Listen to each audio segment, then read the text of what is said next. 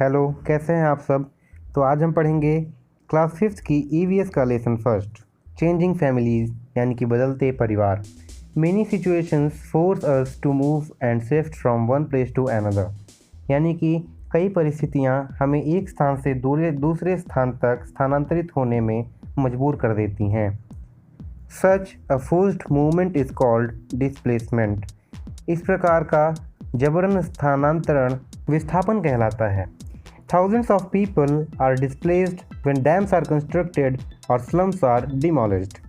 हज़ारों लोग विस्थापित होते हैं जब बांध बनाए जाते हैं अथवा जब झुग्गियों को ध्वस्त किया जाता है।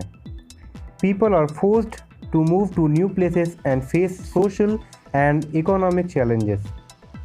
लोग स्थानांतरित होने पर मजबूर होते हैं और स्थानांतरित या विस्थापित होने पर वे बहुत सारी सामाजिक तथा आर्थिक समस्याओं का सामना भी करते हैं। People take time to adjust in a new place. लोगों को नए स्थान पर सामंजस्य बनाने में समय लगता है। Sometimes people are forced to move to look for work and to get better education. कई बार लोगों को एक स्थान से दूसरे स्थान तक स्थानांतरित होना पड़ता है बेहतर कार्य तथा शिक्षा के लिए। Some people have transferable jobs. कुछ लोगों की नौकरियों में तबादले होते हैं। So they have to face difficulties in shifting their household good. इसलिए उन्हें अपने घर का सामान एक स्थान से दूसरे स्थान तक ले जाने में बहुत सारी परेशानियों का सामना करना पड़ता है। Arranging for a suitable house and a school for their children in the new place. और उन्हें उस नए स्थान पर एक अच्छा घर तथा अपने बच्चों के लिए एक बढ़िया स्कूल खोजना पड़ता है।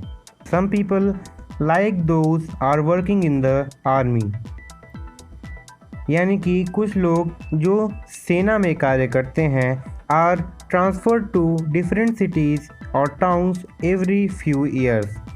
उनका तबादला हर कुछ सालों में नए शहर अथवा कस्बों में हो जाता है। This movement of people from one place to another place with an intention to stay in the new place is called migration। यानी कि इस प्रकार लोगों का एक स्थान से दूसरे स्थान तक आवास हेतु जाना प्रवास कहलाता है।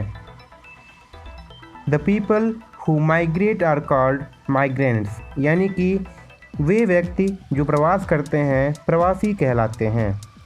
The migration of people from one country to another country is called international migration, यानी कि व्यक्तियों का एक देश से दूसरे देश तक प्रवास अंतर्राष्ट्रीय प्रवास कहलाता है।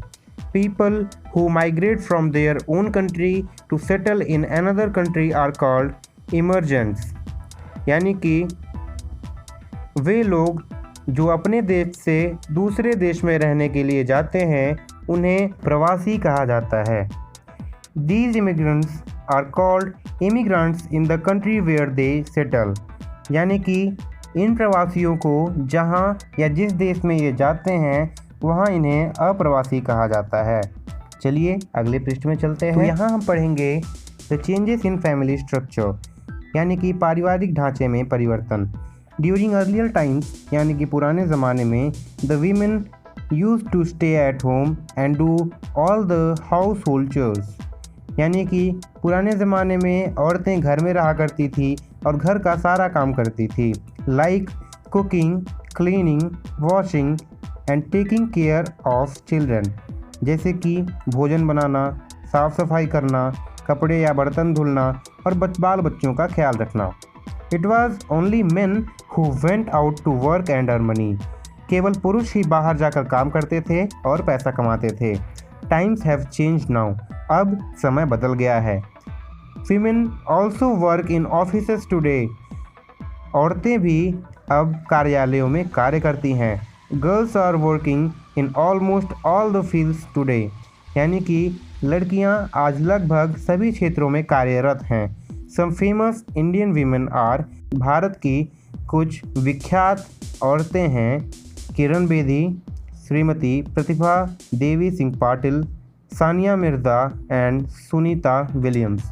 तो चलिए हम आगे पढ़ते हैं रीजंस ऑफ चेंजेस यानी कि परिवर्तन के कारणों को। People have to move out of their homes और away from their families for several reasons, यानी कि लोगों को अपने परिवार से दूर या अपने घर से बाहर कुछ कारणों से जाना पड़ता है। तो आइए इन रीजंस को हम देखते हैं। When a girl gets married she goes to her husband's house, यानी कि जब एक लड़की की शादी होती है तब वह अपने पति के घर चली जाती है। फॉर वर्क, यानी कि कार्य के लिए।